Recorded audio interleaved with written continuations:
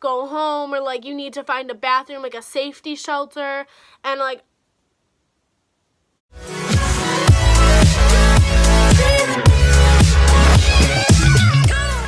hey, what's up you guys? It's Taylor and welcome to my channel, or welcome back to my channel. So today I'm going to be talking about two times that I almost died at Cedar Point. These both happened last year. So every year I get a season pass to Cedar Point and I go there like 25 times. And yeah, it's no big deal. But there was two times where I thought I was gonna die. I'm just kidding. One time I didn't think I was going to die, but the other time I really did think I was gonna die. So I'm gonna start with the time that I got locked inside. And I will finish with the time that there was like literally a monsoon or something. So yeah, story number one, I got locked inside. So I always get the Platinum Pass, which has like more just like perks on it than like a regular pass. You get like free parking, you get like early entry to the park, and there's like ride nights where you can stay late and ride like a certain couple rides after the park closes, and it's like only for Platinum Pass holders. So like there's not that many people there. Like you don't have to like wait in line for as long. It's kind of nice, and you can usually ride them like over and over and over again, so like that's fun. I was at one of those once, and it was for the new roller coaster that just opened this year, and since it was like new, there was actually a ton of people there, and like there was like a huge line, and like you were only allowed to ride it one time. So there was like a 45-minute wait, but I was like, whatever, like 45 minutes is really good, because like the entire season it was like a 3-hour wait. It was a extremely long line unless you got really lucky, but there was absolutely no way that you'd ever wait like under an hour for it. So I was like, 45 minutes, that's like not bad, so I'll just do it. So like my sister and I like got in line for that, and I think we were actually pretty close to the front of the line, so I don't necessarily know if it was gonna be 45 minutes. And we got on, and like they had to like clear out the rest of the line though from the people that were still there from when the park was open, so that's why we did have to wait a little bit.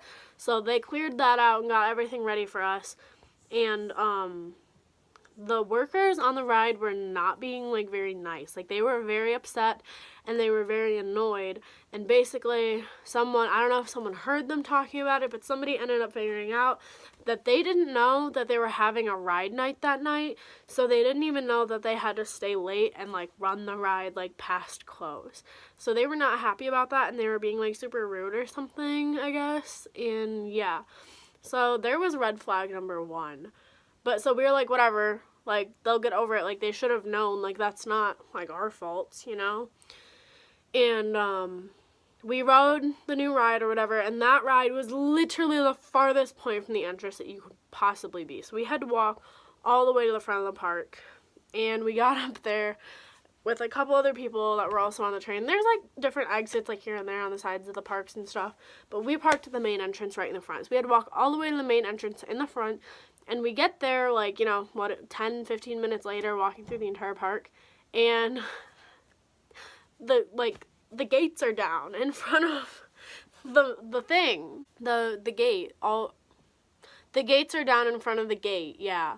No, but there's just like a big entryway, and like there was like literally like a gate pulled down, like when you like go to the mall and they start like closing stores while you're walking out, and they're like just metal gates, and they're like locked at the bottom, so like you can't get out and you can't get in. So like we're all standing there like, what? And so we're like looking around, there's like no employees anywhere, and the front office is right there too, so like there wasn't even people in there, and there was like a high lack of security that night. Like I've stayed like past open quite a few times, because like I said, like I go there all the time, and like if just like a line is really long at night or like whatever, then like, you know, and I always stay until like the minute they close, so like a ton of people will already be gone, and you'll be walking out and there will be like security cars like everywhere, and there's just like workers and like the night security, and everyone's just like out and around, and it's like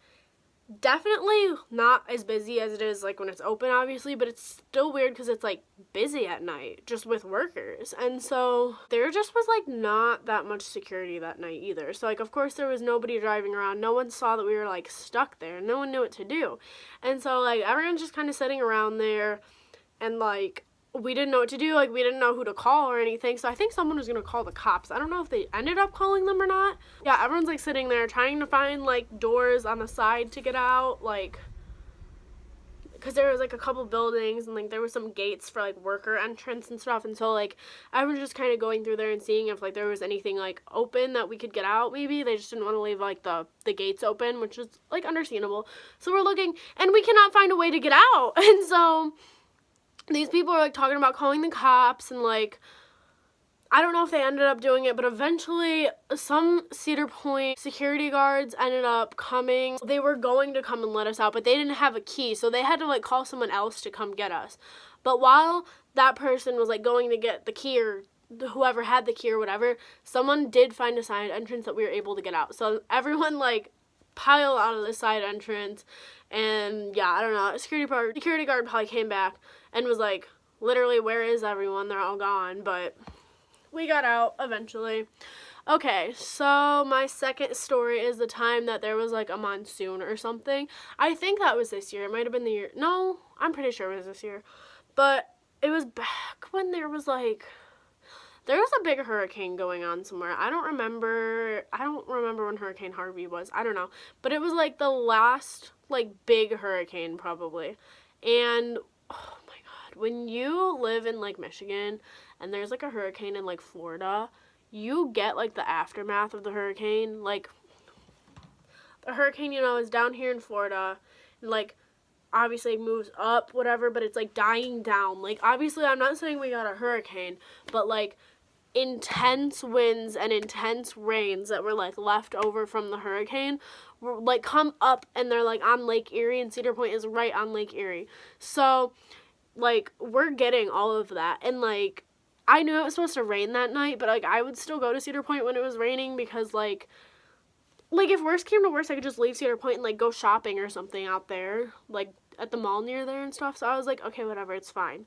So I still went to Cedar Point that night, and it was literally fine all day until like the park closed and we're walking out. But let me tell you, we're back at the farthest possible point of the park that we could be again. Literally, we were by this new ride, and it starts raining, and I was like, okay, like it's not that bad. But then like it goes from like sprinkling to like pouring in like a minute. Like absolutely pouring. Like we were drenched within 2 minutes. And we're walking to the front of the park, and like everyone is walking because it was still relatively busy. So there's huge crowds of people like trying to get to the front of the park. Everyone's trying to get there as fast as they can. Like people have their jackets over their head, like, and like it was hot that day too. It was like the summer, so like it's not like people really had jackets very often. Like it's not like everyone could just put their jacket up or like put their hood up or anything to like block them, because everyone just had summer clothes on. I literally had flip-flops on, so I'm like running through the park as fast as I could, but like it isn't very fast because of the rain for one and the crowd of people for two. So like we're trying to get out, and like by the time we're like halfway through the park, there has to be like at least 2 inches of water. Like I know that sounds like insane, but like I'm not joking. Like I used to have videos. I don't know if I still do, but if I have videos, I will insert them now. They're playing a recording telling us to go inside and to take shelter at Cedar Point because there's like a giant monsoon and we're probably gonna die. It's like a hurricane. It's really bad, and I hope they let us go.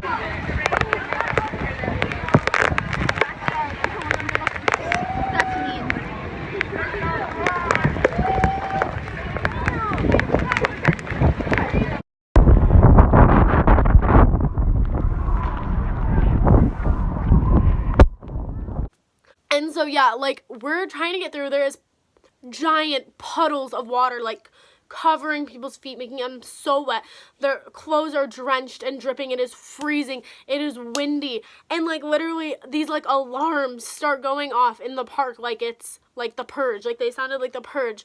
And these alarms are going off. And then these like pre-recorded things are like, we are evacuating the park. Like please either like leave, like take shelter in your car and like go back to your hotels, or like go home, or like you need to find a bathroom, like a safety shelter. And like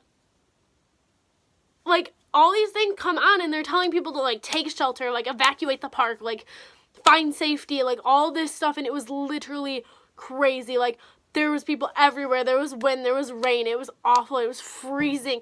I had to like go in my car and like turn the heat up, and then my clothes were all drenched, and they got my seat all drenched, and like my socks and my shoes were all drenched. So we couldn't even like stop in like a gas station on the way home to get like food, because like I wasn't gonna go in a gas station when I'm like soaking wet and like drip everywhere, and my socks and shoes are like making a wet sound. And like, oh my god, like it was so bad. But like I was starting to wonder if they weren't even gonna let us leave, because like the park closed, but they were like telling everyone to take shelter. And so I was like, oh my god, like they're about to make us like sit in like a bathroom all night until this like passes. And driving home was so scary. It was raining so hard.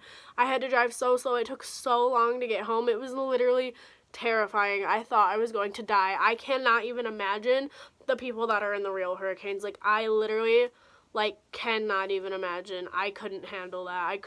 Props to them, because I would be terrified. So yeah, that is the time that I got locked in an amusement park, and the time that I ran out of an amusement park by a monsoon. So yeah, I hope you guys enjoyed those stories of me having terrible luck. So yeah, thank you guys for watching, and I'll catch you next time. Bye.